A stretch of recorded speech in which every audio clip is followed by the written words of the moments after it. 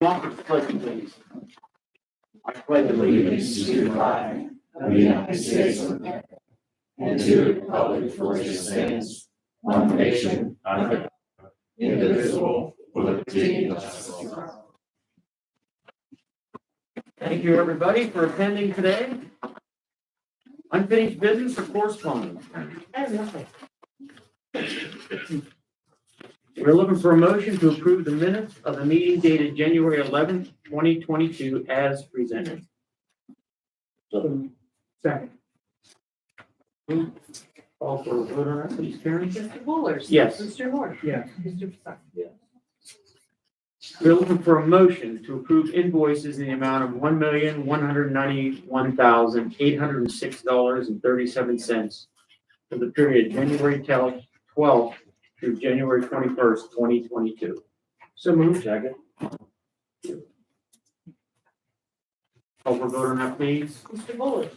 Yes. Mr. Moore. Yes. Mr. Pasek. Yes. We're looking for a motion that the actual gross payroll in the amount of $258,038.38 be approved for payment for the period January 2nd through January 15th, 2022. So, second.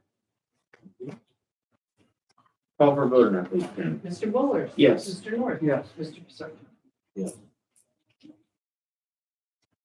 Looking for a motion to reappoint David Gordon of Brookfield to the Jefferson County Solid Waste Authority for a 5-year term. Mr. Gordon's term will be expired December 31st, 2026.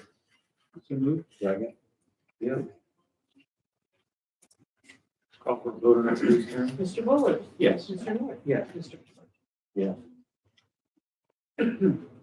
We're looking for a motion to approve an application for funding as submitted by the Jefferson County Hotel Tax Committee for the following projects. Tecumseh Area Community Foundation, social media and radio ads, $3,360, and statewide distribution of maps to PA on display, $5,824.00. So, second. Call for a motion on that, please. Mr. Bullers. Yes. Mr. Moore. Yes. Mr. Pasek. Yeah. We're looking for a motion to appoint Angie McElhaney from the Bear Claw Country Sports Bar in Reynoldsville and Karen Duffel from the Panel Hotel in Punxsutawney to the Jefferson County Hotel Tax Committee. Second. Yeah.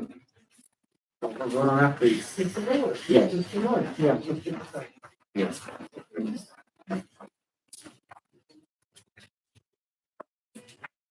Again, we are looking for a motion to enter into an abstracting agreement with Cindy Smilers for distribution purposes, upset tax claim sales and judicial sale and/or private sale. Term of said contract shall be December 9th, 2021 through December 31st, 2022. County shall pay $15 an hour or a maximum of $75 per abstract title upon completion. So, second. Call for vote on that, please. Mr. Bullers. Yes. Mr. Moore. Yes. Mr. Pasek. Yes. Under announcements, Commissioners meeting February 8th, 2022 at 10:30 p.m. here at Jefferson Place. At this time, Mr. Scott Neal from Mission Critical Partners is going to give us an update on the broadband study. Thank you, Commissioner. So Commissioners, thank you for the opportunity to speak here this morning on the broadband planning study. So the county has entered into a contract with Mission Critical Partners to conduct a planning study about broadband service across the county. And the gist of it is, in today's world, internet access is no longer a luxury. It's an absolute requirement from education, business perspectives, healthcare, life in general these days. And in rural parts of the country, which certainly Jefferson County qualifies as, there has been and continues to be an issue of haves and have-nots as far as access to reliable high-speed internet. So the federal government has made literally billions of dollars available to help bridge the digital divide, so to speak. across the country, especially in rural, unserved, and underserved areas. So what the county has commissioned Mission Critical Partners to do was to conduct a study in Jefferson County to determine what the various levels of internet service are in the county, and then to develop a plan as to how it can be addressed to improve that service in those unserved and underserved areas of the county.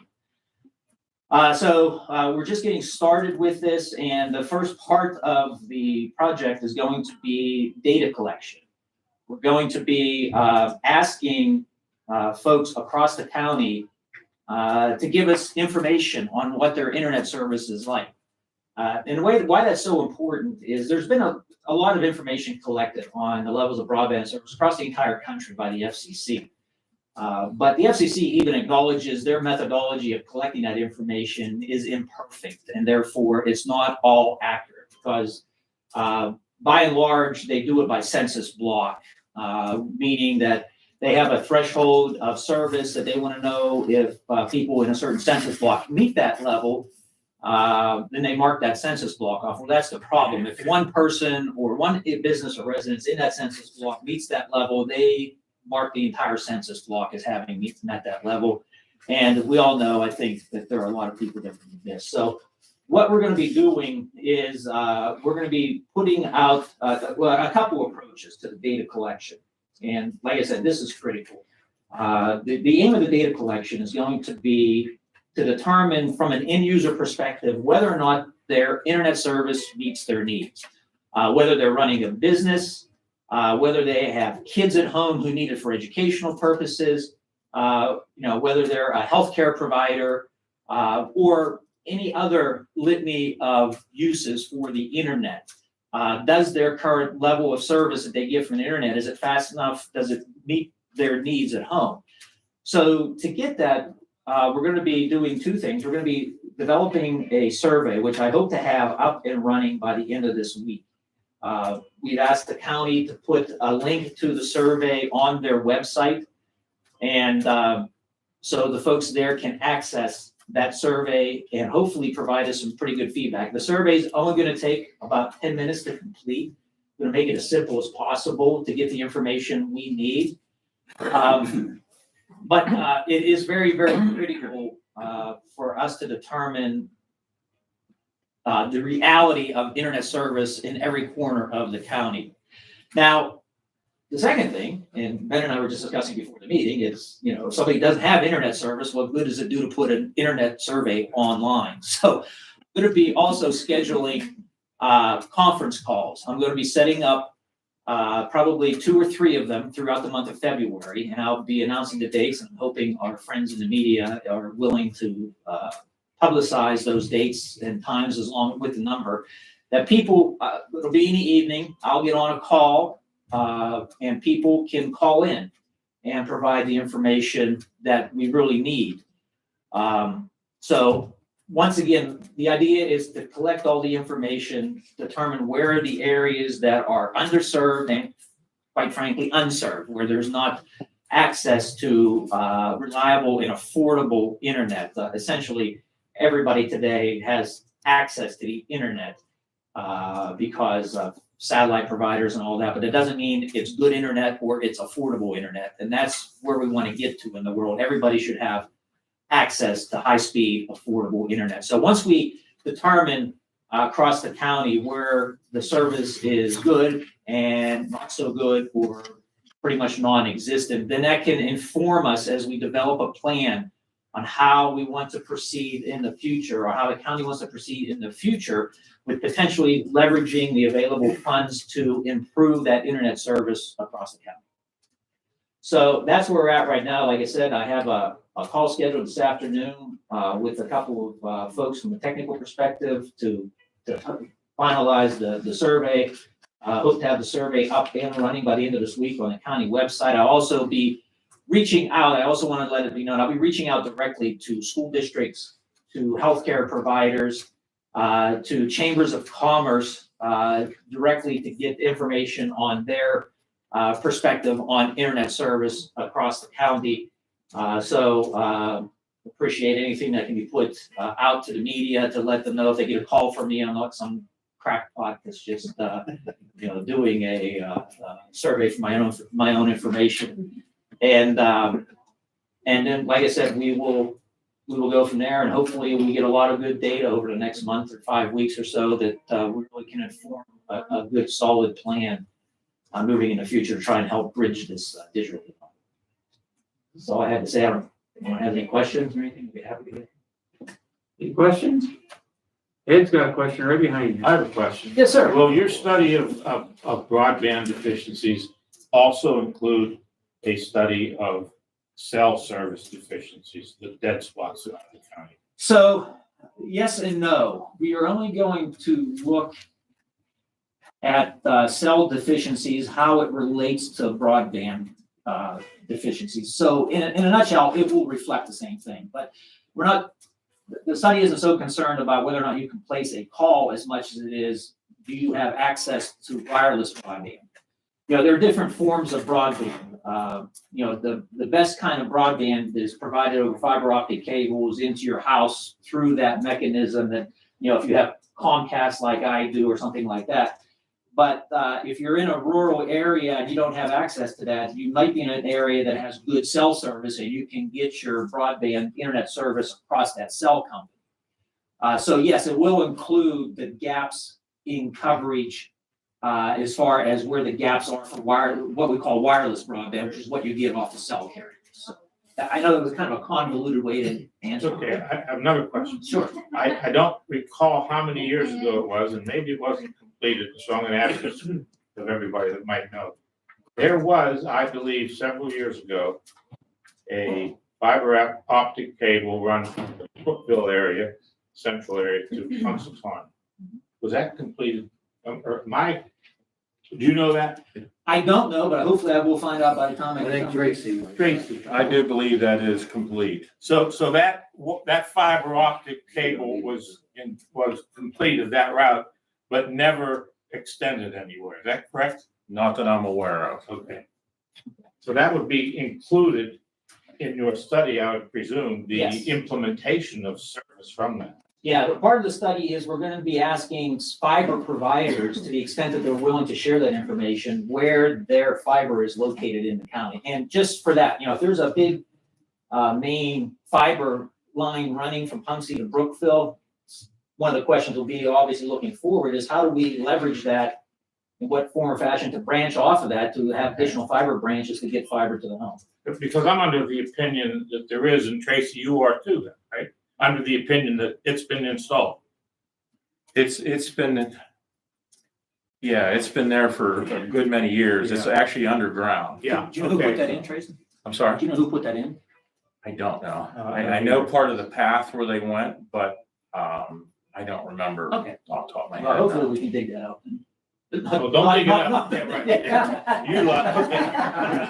Wrong term. That was a terrible word. Terrible choice of word. Hopefully we can find that. Yeah, do you remember that? That predates you?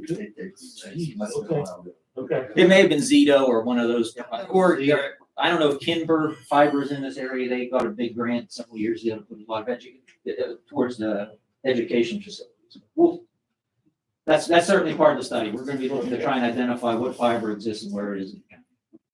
I have a question. Just so as far as the fiber goes, I mean, it's good to know where that fiber is.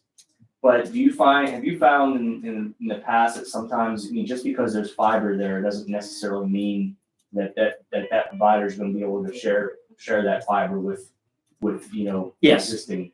Yeah, because to my knowledge, there's no real public fiber, so to speak, in this county anyway.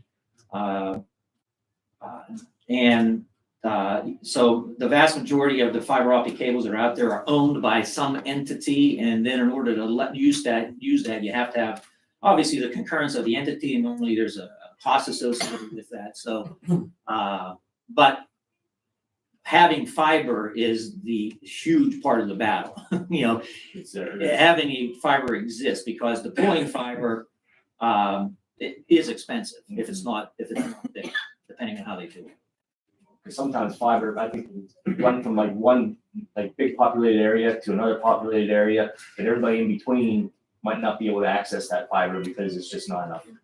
Exactly, and that's what I mean about if there's a big, fiber comes in strands, I'm assuming if they run a big level, there's a lot of strands there, so now can they branch off off that main run to serve other purposes? Yeah. That's all right. Scott, you have something prepared for? No, I will, I talked to Ben, as soon as we get this survey up and running, I wanted to kind of wait to push something out, so I had the location and the survey on there. And also, I wanted to schedule a conference call, so by the end of this week, I'm hoping to have something pushed out to the media for a release, about the survey and about the conference calls and things like that. Awesome. Any other questions? Okay, so I think it's important just to tell everybody that, we all understand that broadband is very, very important. And with the federal government money coming out, Jeff, Scott, and I have to come up with a plan. That's why we partnered with Scott's crew here. And the thing about it is, for us to get that federal money, we have to have a plan in place. We have to be ahead of the curve, because when this happens, everybody's going to want money. So we want to be on the front line instead of behind, so to speak. So it's just important to understand that.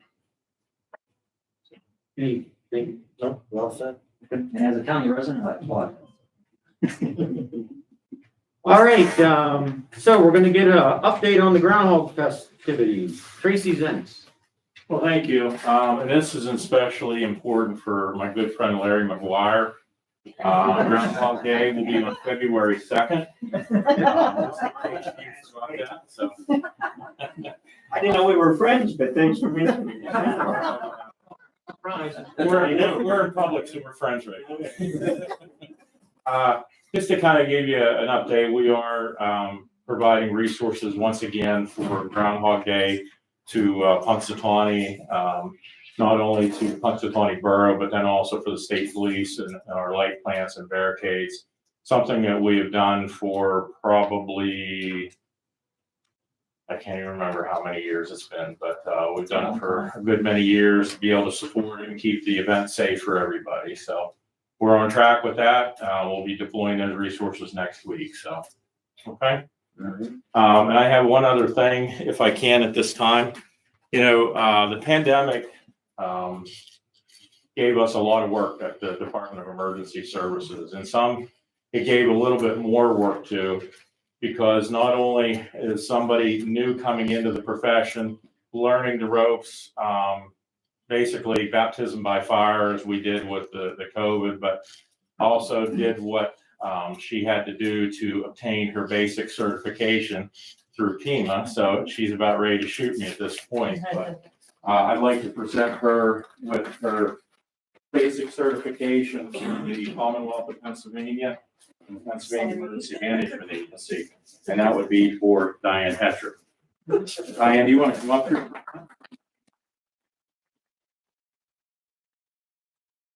Now you know why your husband's here, huh? So I'd like to present you with the basic certification as part of the emergency management staff through Jefferson County on behalf of Pennsylvania Emergency Management Agency, county commissioners, and myself. So, and the whole department. You're welcome. Sure. And I do have a little letter here. I'd like to read it. And this is from Director Padfield, the Director of the Emergency Management Agency. It says, in accordance with the Pennsylvania Emergency Management Directive, Emergency Management Certification and Training, it is my honor and privilege to confirm the completion of the basic certification training requirements to Ms. Diane Hetrick as an emergency management staff member for Jefferson County. I ask that you convey the appreciation of the Pennsylvania Emergency Management Agency to Ms. Hetrick for successfully completing the first phase of the Career Development Program. I would like to thank you, meaning me, Mrs. Hetrick, and Jefferson County for helping to secure the Commonwealth of Pennsylvania readiness for disasters and emergency. Signed, David R. Padfield, Director of Pennsylvania Emergency Management. You're welcome. You're welcome. Thank you. We'll get some more pictures after. Thank you. Thank you. All right. Congratulations, Diane. Thank you. So, Ben, do you have anything you want to add? No. Jamie? I'll just say that the Loves Project is still moving along, and we hope to have something by the spring able to announce on that. But it is a great project that's been going on for 12 years, and it's still moving ahead. Okay. All right, Chris, anything?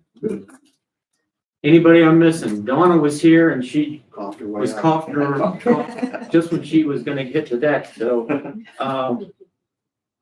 we'll open the public, she's back now. Donna, are you, feeling like you wanna talk now? A little bit of a coughing jag there. Sorry about that. It's where you get little fibers Yeah. when you start talking. Just a quick update. We're working on our annual recycling report for the county. Sorry about the way I'm talking right now. 13 sites. We've got over 370 tons from last year, which is good. Now the last tonnage is down a little because we had so many people home in 2020. So now in 2021, with the bars back open, the glass tonnage went down. The television, electronics, and household hazardous waste collections are scheduled for May 7th and August 27th this year. And the registration link is at nobleenviro.com. And we will have that up on the website. And that's it. Thank you very much. Thank you, Donna. I'd ask if anybody would ask you a question, but I'm not gonna do that. I appreciate that. Yeah. Text me. Okay. Thank you. Yeah. That's what I need. All right, public comments. Anybody with some public comments? Well, we'll close public comments. Questions from the press?